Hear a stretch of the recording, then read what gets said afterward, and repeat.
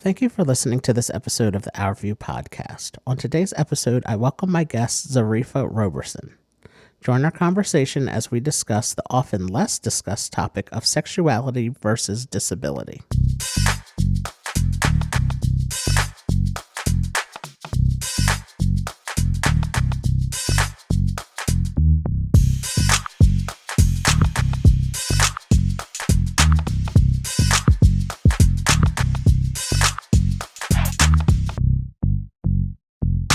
Because I don't know much about your disability at all, but Okay. can you talk about what your disability diagnosis is and how it impacts your daily living? Okay. So Yeah. I was born with arthrogryposis multiplex congenia. Okay. And the acronym is called AMC.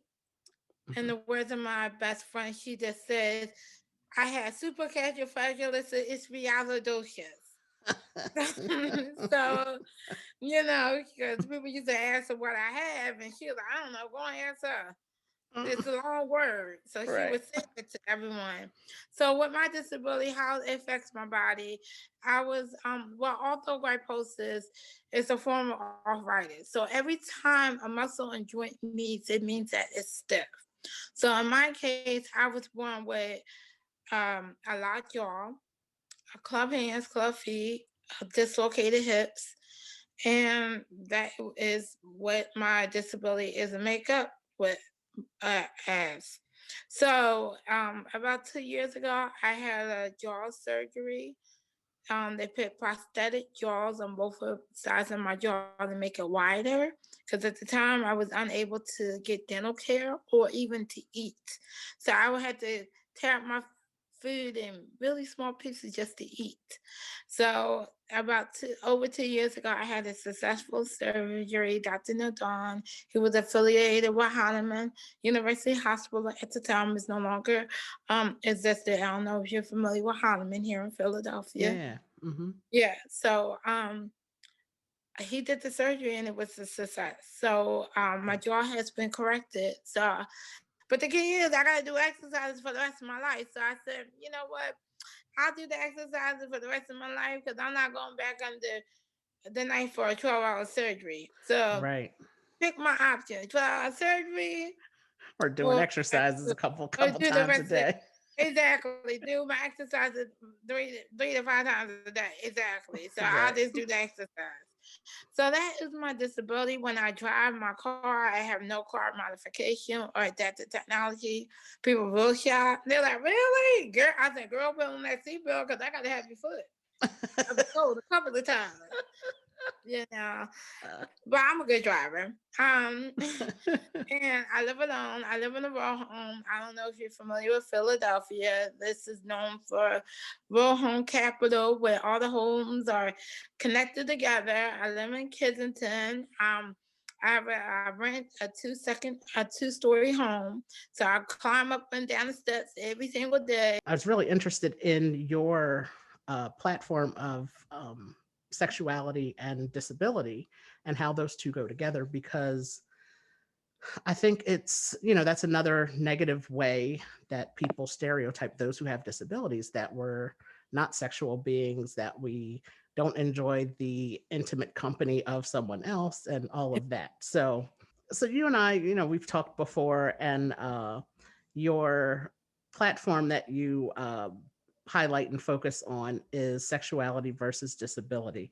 What made you uh, what made you take on an interest in that topic in that platform? It's funny that you said that. It actually came out of a dark place. The last time I was outed, it was by someone that I thought was my friend, and then another friend co-signed and said to this friend of mine that I wanted this friend, I wanted that friend, and I wanted, instead of this person having my back, they just believe this other person. And then I'm just like, and I was teasing the person at the time. I was like, I don't, I date, I don't even date people with with disability. And this friend was up there like, oh yeah, you do say that. I said, so if you know I was joking, I said that, why didn't you have my back? And why you allow this person to out me like this? And the only reason why this person outed me like this because this person knew my sexuality. So I'm Mm-hmm. like, oh, it pisses me off. And this is the conversations we don't have because people just feel as though out and only goes with the LGBTQ community. It goes with people with disability that identifies as well in these alternative lifestyles. So Right. I get outed not once but twice, and and I thought this person was a really good friend of mine, and I thought this person would have my back. So I said, you know what, this is coming from an ugly place, but why don't I do something on this topic to educate people about Mm-hmm. sexuality in the disability community? Because there's really nothing out there that talks about sexuality in the disability community. I am bisexual, so I love women and men.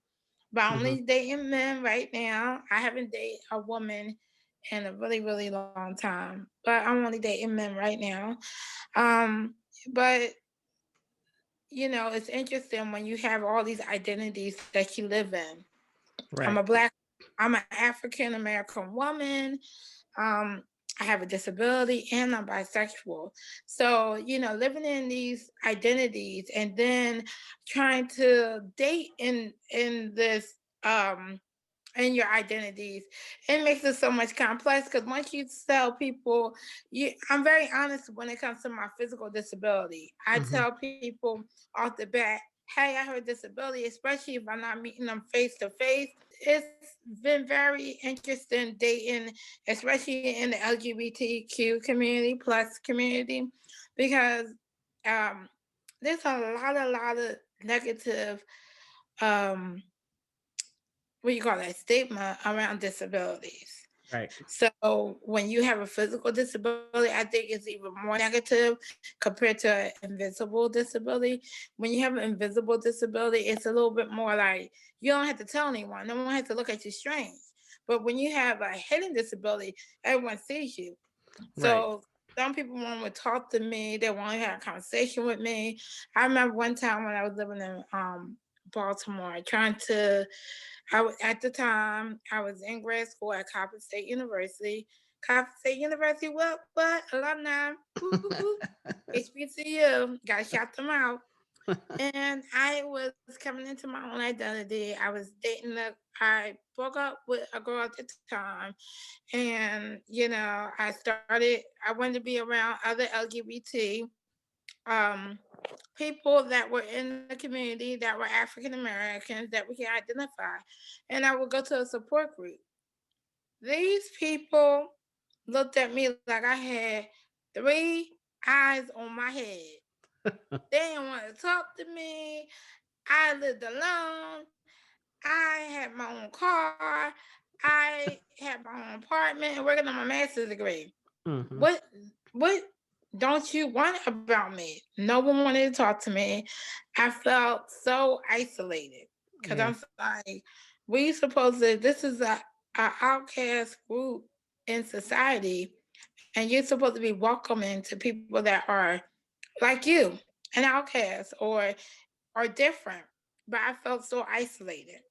So I learned through that experience and through a lot of research that I did in class, do my research while I was in grad school, that a lot of LGBT people, people in the LGBTQ plus community, they have a lot of negative outlook on people with disabilities. So a lot of them assume because, for example, if they know someone that has epilepsy or sickle cell, they may just classify, oh, you're just like my friend or my cousin that has epilepsy who falls out.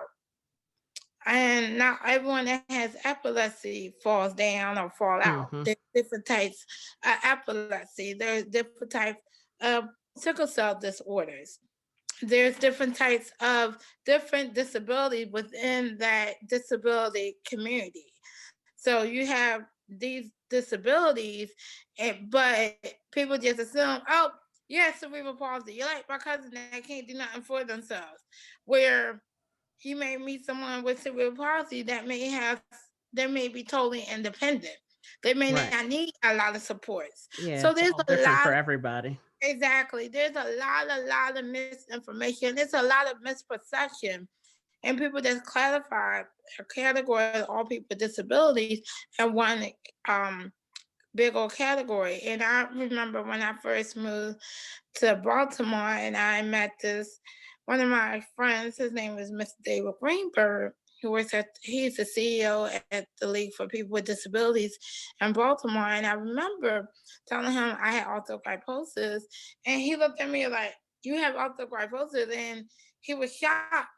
And I was shocked because he knew my disability, but then he was shocked because he was like, "Wow, you're independent. You're walking around. Most people that have your disability is more, they're more severe." And I'm like, "Oh, yeah, that's right. They are." So I'm very blessed to be in my position to live independently, Yeah. to clean, to eat, to care for all my personal needs. Hmm. So when you're dating in these identities, it gets kind of complex, Yeah, it especially when does. you're dating someone that doesn't understand your disability at all, and you're trying to help them understand.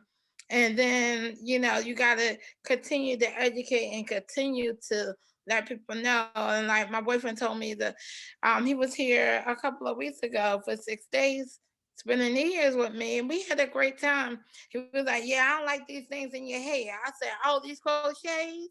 And I was like, "You know what? Unfortunately, I cannot do my hair, so this is going to be my hair." And he was up there like, "Well, I could wash and dry your hair and blow dry it." I said, "That's only half of the battle. You still got to style it. Hmm. You still got to make me look beautiful." And I'm like, I said, "Whatever." I said, "The crochets are going to be put back because this is low maintenance for me. Right. It's very low maintenance, and I don't got to worry about getting up trying to figure out what to do with my hair. I could just get up and go." And he doesn't understand it. And a lot of people don't understand when you're dealing with a disability that affects your arm, your upper body, your arms, and your hand and fingers dexterity, and your upper body coordination. People don't realize it take a lot of time to do your hair. How disability versus sexuality versus disability goes together. And in society, it really doesn't go together because it's such a negative connotation. Oh, you have a disability, you can't have sex, or you cannot be sexual, or you can't have an intimate relationship, or you have a disability. Oh, don't you just date people that are disabled as well? Yeah. And I even had friends of mine that had good intentions, but they just looked at my disability and said, "You know what, I got someone good for you." And they will hook me up with someone, and this person had a disability. I'm just like, now I'm asking my preference, but people assume because I have a disability, I automatically want to date someone with a disability. Right. Not true. Right. Not Not at all. true. Not true. Because Now, I date everybody men. So right. Now, if and they happen to have a disability and we connect, then that's great. But right, no, I'm not just strictly looking for someone who exactly, has a disability. exactly. And I had this conversation with my aunt a couple of years ago, and we was in my car. I was driving. Love her dearly, Aunt Mildred, and she was up there like I made a comment. I said, "I don't date people with disabilities," and she said, "Why not?" And she was offended. I said, "Because it's my preference. Like, there's some black people that don't date white people. There's some white people that don't date black people.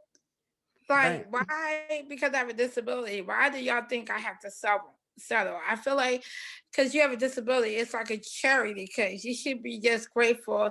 Anyone that comes along and wants to date you, you should just be like, okay, I'm dating anyone." And I Right. just feel like it's not the case. It's totally not the case. Right. And that's not the case. And it shouldn't be the case for anybody. You Yeah, shouldn't but just, yeah, you mhm, shouldn't just settle for anybody that you're not compatible with or any of that. So I think it's this is a great conversation to have for sure. That I'm gonna start to open up about my experiences, because maybe someone out there having a disability may have the same experience I have in the bedroom. And Hmm. and this would be great for people that are non disabled people, so they can have that conversation, dialogue with their family members. That's where that that platform came out of something that was very negative, and I decided to put a positive spin on it because there's not enough education. And the funny thing about it, the friend that was talking about me wanting all these people, don't you know this person has the nerve to have a physical disability? Oh wow. Yeah, wow. Wow. So putting you down and outing you, for whatever reason that was. It's oh wow. Yeah, isn't that interesting? Yeah. Yeah. But everything happens for a reason, and I love this platform. I'm passionate about what I do. I always feel as though there's a need and there's a conversation. Even before I'm with my boyfriend now, it was always a conversation that needs to be talked about because people just don't understand. I was raised by a mother and father that was both able-bodied Hmm. parents. So they didn't really know about disabilities until they had me. Back in 1979, how much education there was out there, especially people of color with disabilities. Right. Now you're in another layer to disabilities because I'm someone of color. Because no offense, my white brothers and sisters with disabilities, their experience is going to be totally different from my experiences Yeah, and because they're white. everybody's experience is going to be different, and that's the Exactly. and that's the important thing, that there are, I say it often on these episodes, the stories of those who live with disabilities go untold, and especially people of color with disabilities. So, there may be studies out there that exist on certain topics. And then when you look at the breakdown of who participated in these studies, it includes very little or, if any, people of color. So, our experiences as being people of color will be different than someone who is of a different race. And so it's really important that you're using your voice to talk about such a topic as sexuality versus disability, because they are um, it's a topic that should be discussed. It's a Mhm. very important topic to be discussed, and so I'm glad that you're using your time and your knowledge and everything to to talk about it and address the topic and to educate people, because I think that's how we get to break down these stereotypes and these stigmas, by Exactly. educating people and talking about it. So that's Exactly. yeah. So I'm very grateful that you are sharing your time with me now to talk about this. Have you found it difficult that your disability has made it difficult for you to be in relationships, or has your diagnosis made it difficult for you to express your sexuality to with others? Yeah, I think it's been really difficult because the past couple of men I dated, they didn't know how to perceive it. Hmm. Even though one of the gentlemen that I dated, he did have a son with a disability, but he didn't understand it as well. Right. Um, I think it's a little, my disability is not common, so when you're dealing with something that is not common, I feel like it's always a piece to educate and Yeah. to inform. All right. One of my best friends told me, I'll just have them go and look it up on the internet, send them the spelling of it, and have them go and look it up on the internet. I said, no, why would I do that? They're gonna get the worst of the words. I'm not the worst of the words either. Oh yeah, that's true. That makes sense. So, I try to give people an idea of my disability. And, I say I walk with a limp. I don't walk with any crutches. I'm independently walking. So Mm-hmm. it's really hard for someone to understand what what what is my limp. It was walking to me. It doesn't feel awkward. Right. That's the only way I know. Mm-hmm. But yes, when it comes to dating, it's hard. Especially even in the LGBTQ community, you would think it would be a little bit much easier. Now women are more harder to date than men. So sorry to say that, but they're so hard to date the men because I think men and women are very shallow, but I think women are even more shallow than men because they think about how would this person look in front of their friends, or how would this person look in front of their family. So they don't really get to know the person. They just like, oh yeah, I don't know if I want to take you around my family or my friends because I'm Yeah, not ready that for the comments. yeah, that is so so interesting that you say that. That was going to be a follow-up question Uh, I'm that sorry, I I'm had. myself. I'm sorry. No, no, that that's great because I've been in a similar situation where um, I was told that uh, oh, because I have a disability, they're the girl's parents, they were like, oh, he's nice, but just make sure you don't, make sure it just stays friends. Make sure you just stay friends with him and not get too deep. So that type of situation I can definitely relate to for sure with you saying that people are shallow, I think. Because I think people probably think as we as burdens, and I can do mostly everything that you can do. It is This, like you saying the burden, being a burden and that people have to take care of us. And it's like, no, I can do everything on my own. And if I exactly, and if I can't, I can pay somebody to come do it, you know. exactly. Or I can just ask you to do it for Right, me. right. You might, yeah, That- we can work through some stuff yeah, together and we can work it out. right, Like, you asked me to do your laundry, I did your laundry, and with no hesitation, no right. problem. You know, Exactly. so but it's like, I get the what you call that? What is the song by the one? The quiet treatment. Yeah, the quiet Hmm. treatment. Yeah. And I'm just like, oh, okay, oh well, on to the next. But Yeah. after a while, it does hurt because you're like, I want to be in love, and I want to be married, and I want to have kids, just like my friends, or just like my family members. And and it's really interesting when you meet up with. I have a lot of family that lives in New York City, so Hmm. I haven't kept in close with a lot of them. I saw a lot of them when I was growing up as teenagers, but then when I became an adult and they grown up, they got kids, and they looking at me like, how come you got no kids? And I'm like, well, I don't got no man because I need a kid.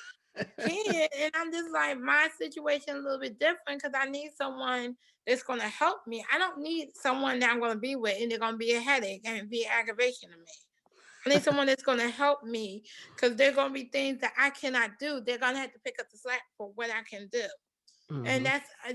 that's true love. That's understanding your partner's limitation, because anytime everybody can become disabled at any given Yep. moment. And people Sure don't can. think about that. People don't think about that until it affected them directly or it affects them as a loved one.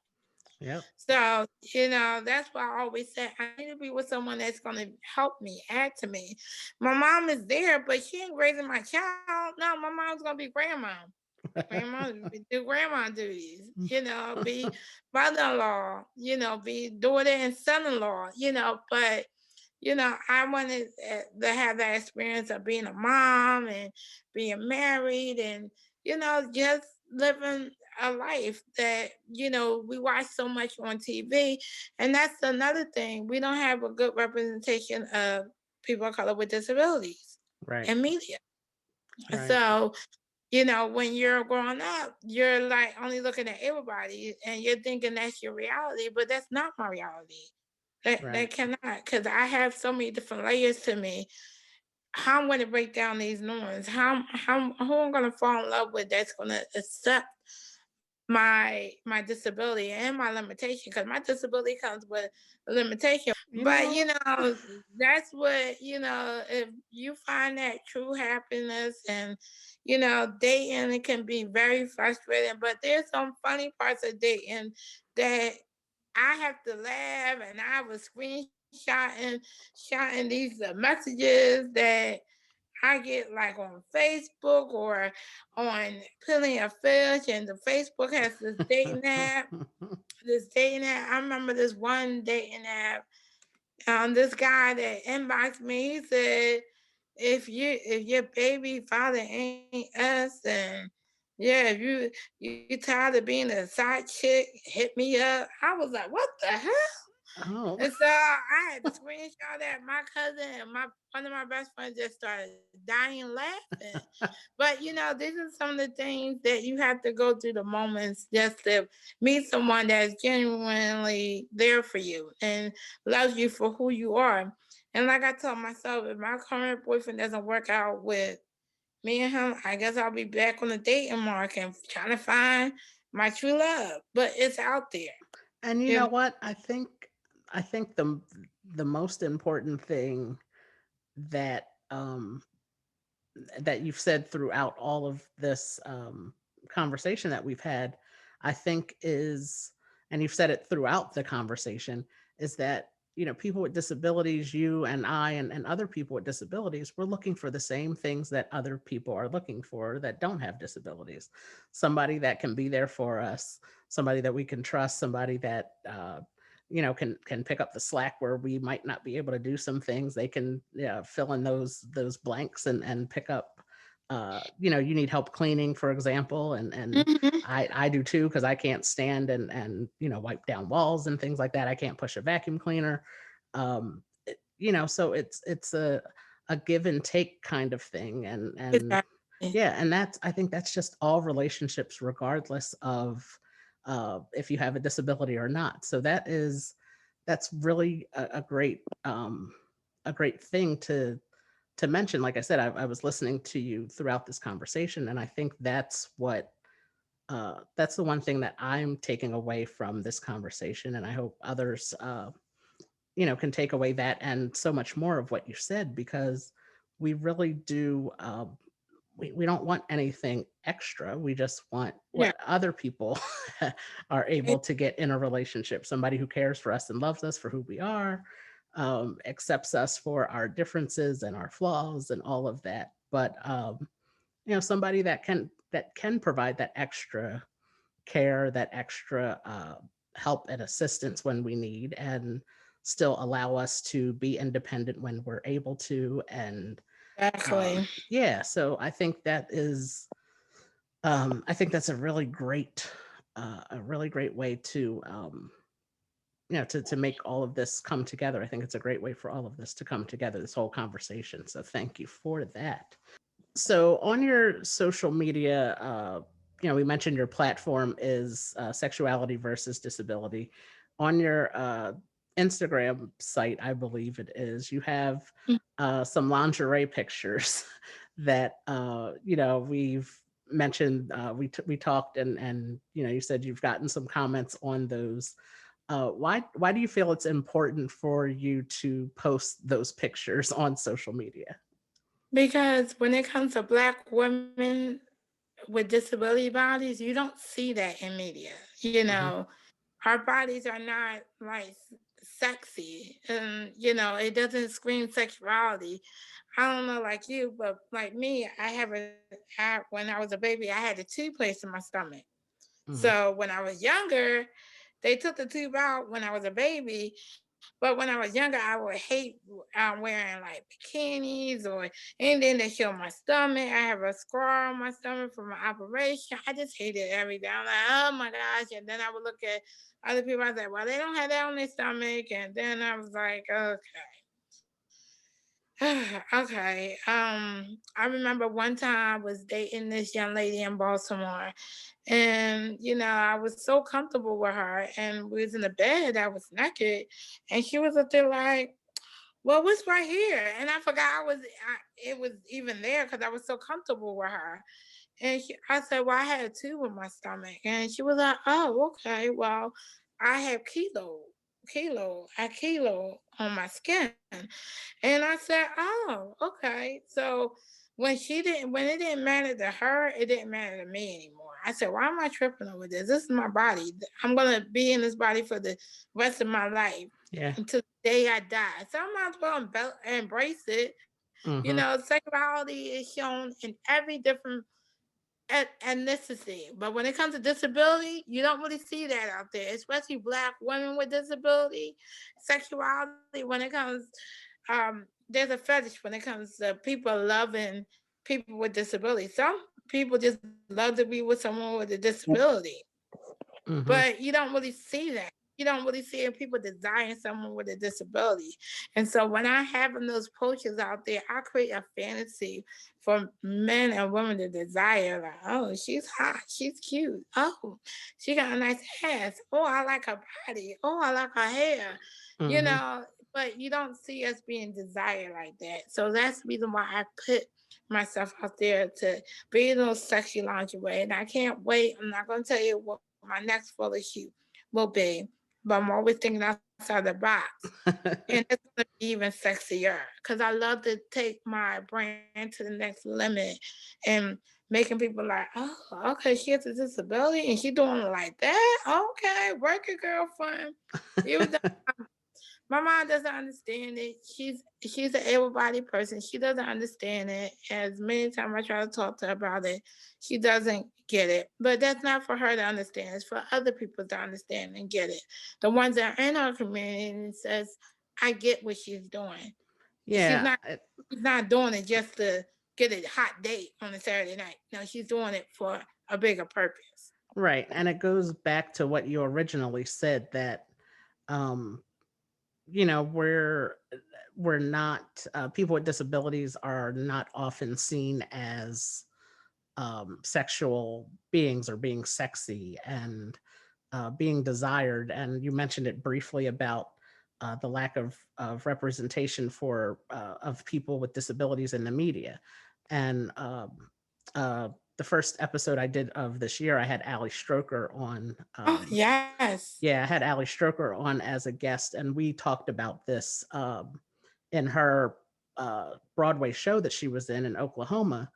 She had two of the main male characters who were after her to get her to go on a date with them and to be their woman, and she's a wheelchair user. So Mhm. I said I saw that show going on 2 years ago, and I was just like, whoa, like they never show that kind of, they never show a person with a disability being the object of somebody's affection. And Exactly. so for you, I think it's very empowering for those of us who do have disabilities to see you posting these photos and having these photo shoots, because I know for myself, I've had surgery. So I have a long scar on my leg. I have a long scar that goes from probably the middle of my stomach all the way down past my belly button. I have a scar Mhm. on the top of my chest. So Yeah. I don't go shirtless. Yeah. I wear a sleeveless shirt, but because it's just like, I don't feel Right. like answering those damn questions. Number Exactly. one. Make you like, "Ugh, what's wrong with him?" Or Right. I don't feel like answering those damn questions. And just because it's just not, um, I don't feel like people want to see all of that. And then that's something that I have to work through myself. And I'm mhm. 39 years old, but I'm old enough to admit that that's still an issue for me. Yeah. But I see those pictures, and I applaud you for it because it's really just, it's very empowering. I know a few other people in the disability community who post photos as well. And um, in the conversations that I've seen, it's uh, based off of what you just said as well. There aren't the lack of clothing and lingerie that exists for people with different abilities and different scars and different the way that they might have scoliosis and their spine curves a little bit, and Mhm. to have things that actually fit them in a proper way is difficult to find. So yeah, so thanks for sharing that information and the reason behind why you post your very empowering lingerie pictures. Hey, you're welcome. No Yeah. problem. I will continue to post them. Yeah. So to wrap this conversation up, can you share with us a few things? You can you can take this question in any direction that you wish. So what would you want the world to know about people with disabilities? Or more recently, I've been asking people uh, more recently I've been asking people what is the most common thing that is unknown about your disability, or if you want to share something related to misconception about sexuality versus disability, you can take that in any direction that you like. It is interesting that you say that. Now that we all have masks on, I don't know if this has happened to you. I just feel like people just stare at me more. Hmm. And I used to say this to one of my girlfriends. It's like feel like people stare at me before COVID-19, and she was like, "Yeah, I see the stares." When we first started hanging out, people used to stare, but you didn't really pay no attention. I didn't pay no attention because I walk around. I tell everyone, as people with disabilities, we walk around with blinders on Yeah. because it's just um because if you focus on everyone staring at you, you go insanely crazy. Right. Now that we have our masks on and people have our masks, all you do is see his eyes. And I remember going to what is that black owned shrimp store in Philly? Oh, Sid On Booker's. Broad Sid Bookers. Thank you, Sid Yes. Bookers. And I went there on Broad Street. We was in line, and we was just sitting there, standing there, waiting for our order to come out. And we get in the car, and she's like, "I'll be damned." Everyone that was looking at everyone, I didn't really pay attention to them, but she said everyone was staring at you. And she said, "Have you ever saw someone with a disability before?" Like when I get in the car, people stare at me. When I was there, like, "Oh, you didn't think this was my car? Yeah, I can drive too." Oh yeah. But I think when the perception, I love breaking down stereotypes and perceptions. Hmm. And when they start to hear me speak, so Hmm. I always tell people I love breaking down those stigmas and those stereotypes. And I love to have people mouth just hanging out like, Yeah. oh my God. So that's one thing I love to just keep people like not knowing what to expect. That's my hashtag, expect the unexpected and don't let the Mhm. lip fool you, because you never know. You may see ass in your face one day, or you may see me getting out of the car another day. You may be seeing me talking crap to someone another day, or you just may be seeing me just enjoying life. You never know. All right. So, well, thank you so much, Arthur, for the time. I really, really appreciate this time tonight. Yes, thank you so much. I really enjoyed this conversation. I'll definitely be in touch with you soon.